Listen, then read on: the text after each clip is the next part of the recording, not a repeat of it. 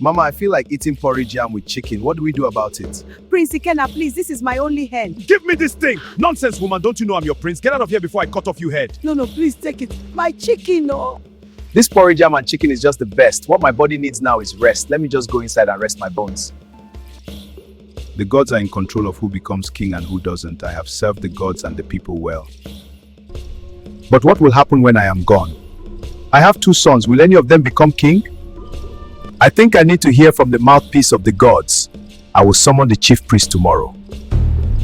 Ikemba, go to the shrine. Tell the chief priest to come to the palace in the evening. Yes, my king.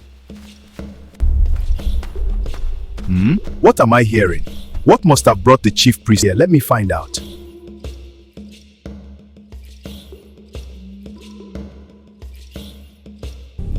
Ancient one! Your servant wants to know your mind. Will any of the king's sons become king after him?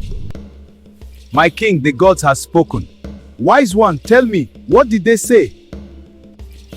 This is serious, oh.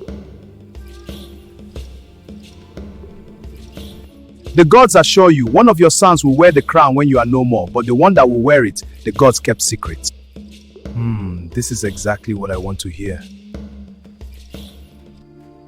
Wait, one of his sons? But who? Obina? No, that will never happen. I must be the king. I have to do something fast. What will I do now? What will I do? Yes, I know what to do. Anything it takes, I don't care. My own senior brother, I greet you. Ikenna, this one you are too calm today. Hope everything is fine. My prince, I'm always calm, oh. People just misunderstand me sometimes. Anyways, I have something to tell you. I said it, so tell me, what is the problem? No, there's no problem. Just guess. You know I'm not good in guessing, just tell me. Okay, the thing is that I found a place deep in Omena forest where antelopes gather at night. I was wondering if you would be chanced tonight, so we can go hunting. Are you asking? You know I like bushmeat. In fact, I will go with you. My own senior brother. Okay, then let me go and arrange some things. I will be back in the evening. I will be waiting, oh. We are almost there. It's sure thing. By tomorrow, we will have enough bushmeats. I can't wait. If we climb, we can watch their movement. Okay, let's climb. Where are the antelopes? You are the antelopes. My brother, oh. My brother, why now Obina is dead? He fell off from a tree while we were hunting. And that was how it all began. In an ancient Igbo village, surrounded by thick forests and red earth, tradition was law and strength was destiny. Whenever a king died, the throne was not inherited by birthright alone. The gods had their own way. A grand wrestling festival would be held, and the strongest man in the land would become king. Not by vote, not by wealth, but by strength, courage, and fate. And so it was written. King Iziani was a ruler loved deeply by his people. He settled disputes with fairness, fed the hungry during drought, and protected the weak. Even the chief priest respected him, and the gods seemed to favor his reign. But inside the palace of molded red mud and thatched roofs, the king carried a silent fear. He had 2 sons. The elder, Prince Obima, was kind-hearted, calm, and deeply loved by the villagers. He listened before speaking. He gave before taking. He walked among the people without guards. The younger, Prince Ikenna, burned with ambition. He hated losing. He hated being second. His smile never reached his eyes. He desired power the way a thirsty man desired water. And he would do anything to have it.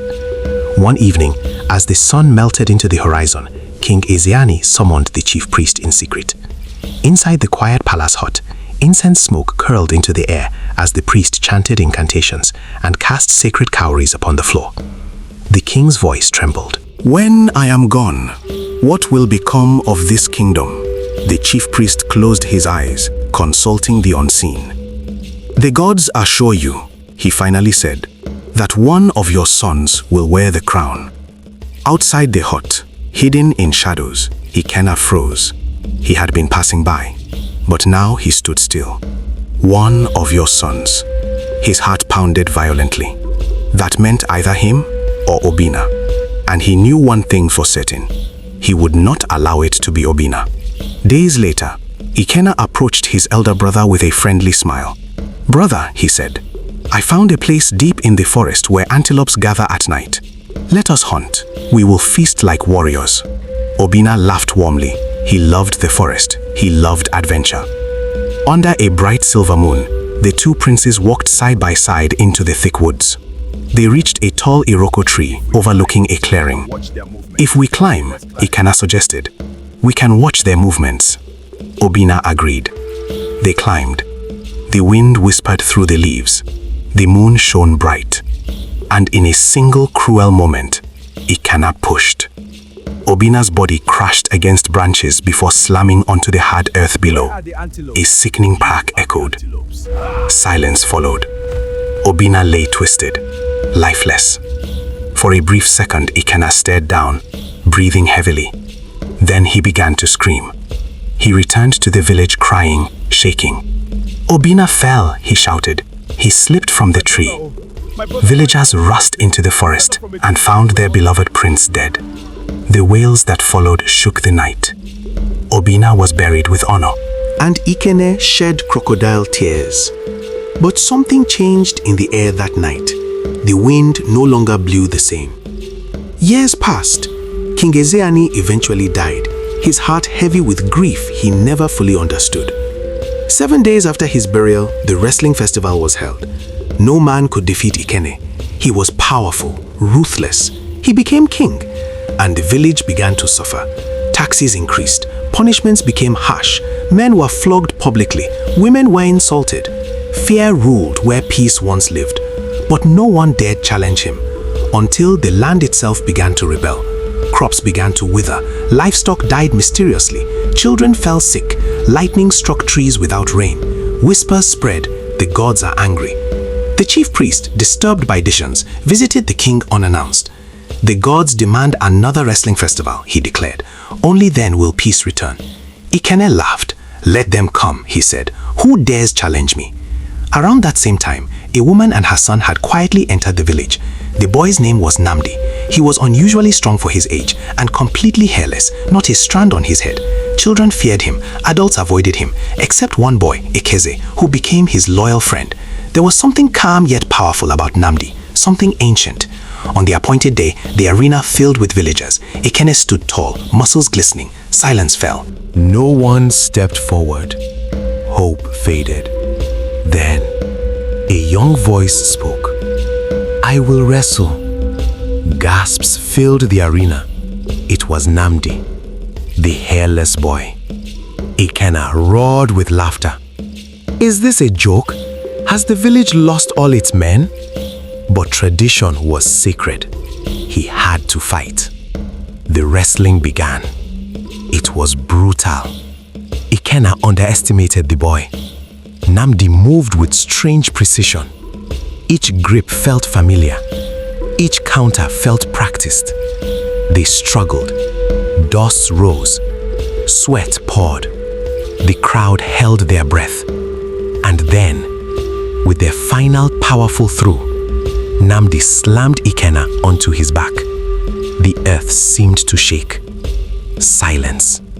Then eruption. The village exploded in jubilation. Ikena screamed in rage. He is not from here. He cannot rule. The chief priest stepped forward. The gods do not make mistakes. He turned to Namdi's mother. Speak. With trembling hands, she told her story. She had loved Prince Obina. After his death, she discovered she was pregnant. The night before she planned to tell the king, Obina appeared to her in a dream. Run, he had said. My brother's heart is dark. She fled. Years later, Obina appeared again. Return home. The truth will rise. Tears streamed down villagers' faces. Namdi was Obina's son, the rightful blood. Suddenly, thunder roared. Lightning struck the ground beside Ikena. He fell, screaming in agony. I killed him, he cried. I pushed him. The confession echoed. Another thunderbolt struck. When the smoke cleared, Ikena lay still. No one mourned him. He was buried in the evil forest. Namdi was crowned king. The rains returned. Crops flourished. Laughter filled the air again. Peace returned to the land. and the villagers finally understood. The gods may be silent for a time, but justice never sleeps. And thus the wrestling of destiny was complete.